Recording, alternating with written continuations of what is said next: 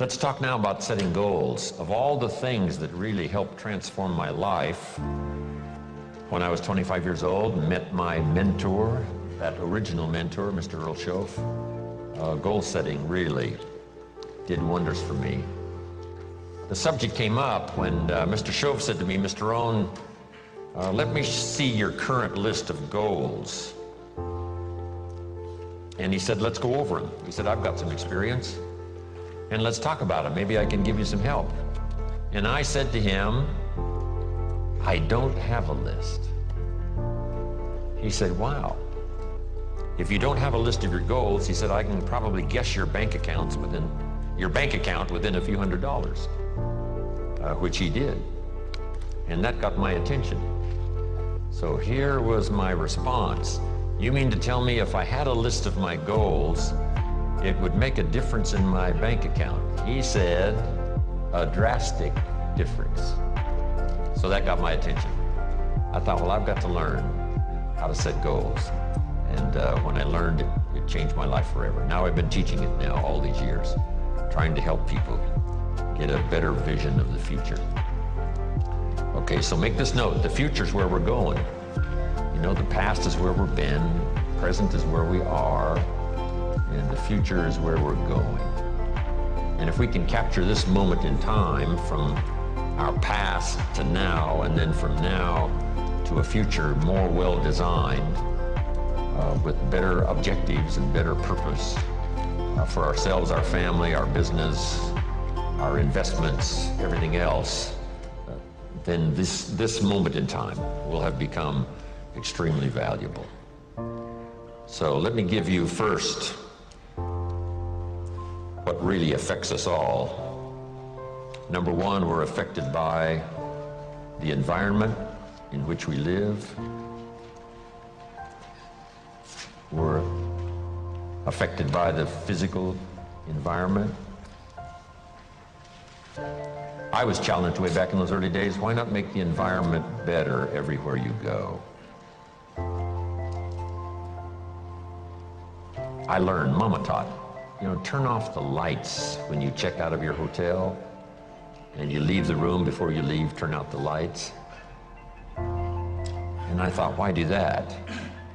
And here's what she said, to make a contribution that's so easy. Wow. And if you could make a contribution that is so easy, that didn't cost you any money, and didn't cost you any time, you know, didn't cost you a piece of your life, why not make the contribution that's easy? Because if everybody did it, think of how much we would conserve. Someone says, well, yes, but the hotel benefits if you turn out all the lights. And here's the answer that sophisticated people always have. Who cares who benefits? If it benefits the hotel and if everybody did it, probably the cost of the hotel room would come down. So every benefit you can give, every benefit you can share, because here's what happens. If you learn to give, you will what? Receive. Maybe not in the manner in which you gave, maybe not in like kind. Someone will save energy for you because you saved energy for them. But in some mysterious ways, it always comes back to us.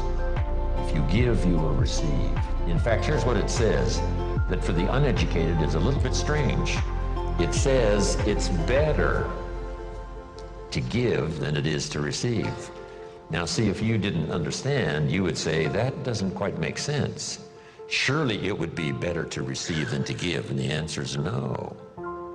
It is much better to give than to receive.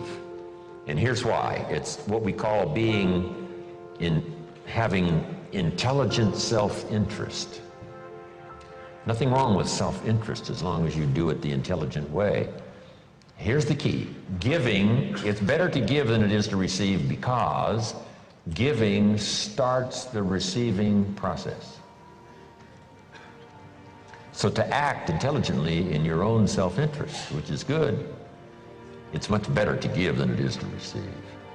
Because if all you do is receive, that may be very limited. But if you give, and giving starts the receiving process coming your way from unknown resources from unknown places. Back it comes around to you because you became a giver. That's one of the unique mysteries of life. We give to receive, and it's better to give than it is to receive. So that's what Mama said. Turn out the lights, make a contribution. Why not make the easy ones? Here's what else. We talked about it at our lunch break today to those who were there. It raises your self-esteem, plus your self-respect. That you do things that the average person doesn't do. Maybe if they were taught, they would. Maybe if somebody mentioned it, they would. But it's easy for most everybody to just go on their way, and if they're not interrupted by a good idea that says, hey, it's so easy to make a contribution, this one would be easy. Turn out the lights when you leave the hotel room and make a contribution. That's interesting. Next is the phrase, in terms of environment, always leave something better than you found it. I talked to a man one time who rented out a long list of apartments. And he said, Mr. Rohn, you wouldn't believe it, but when somebody rents an apartment, they usually leave it worse than when they rented it. I said, you've got to be kidding. He said, no. A high percentage of people leave it trashed. If they stay 6 months or stay 1 year, they leave it trashed. Not just not better, but trashed. I said, that's impossible. Why would anyone do that? Mama said to me, no, leave it what? Better than you found it. See, that's just a commitment to your own self-esteem. And why not do it if it makes a contribution to your self-esteem? It's called intelligent self-interest. Intelligent self-interest. Self-interest says, I wish to be ruler over many. And intelligent self-interest says, I understand how to do that. Be faithful when the amounts are small. If you'll take care of the few, we will someday give you a position of very high importance over many. But if you don't be disciplined when the amounts are small, why would we trust you when the amounts are large? Brian mentioned that earlier. Why would life give you a fortune to manage if you couldn't manage the gifts of a few? Interesting philosophy to consider. Okay. Your own self-interest. Leave the contribution.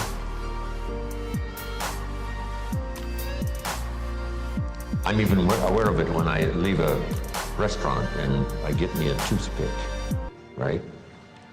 And you take off the little cellophane off the toothpick. It's easy to throw it by the cash register, right, or somewhere where it looks like other people have done the same. Mama said, put it in your pocket. Somebody says, wow, a little piece of cellophane, what difference does it make? It doesn't make that much difference, only in your self-respect.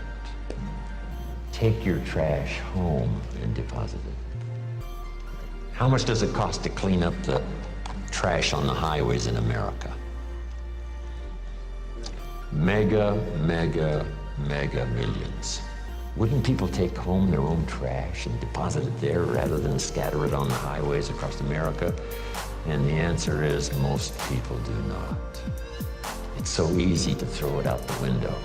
But now, add this, it's so easy to keep it in your car and have a few more points in your favor on self-esteem, feeling good about yourself, doing things that most people don't do.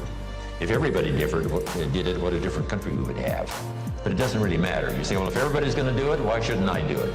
And the answer is for your own dignity and for your own self-esteem. You do things that most other people allow themselves to do that you don't do.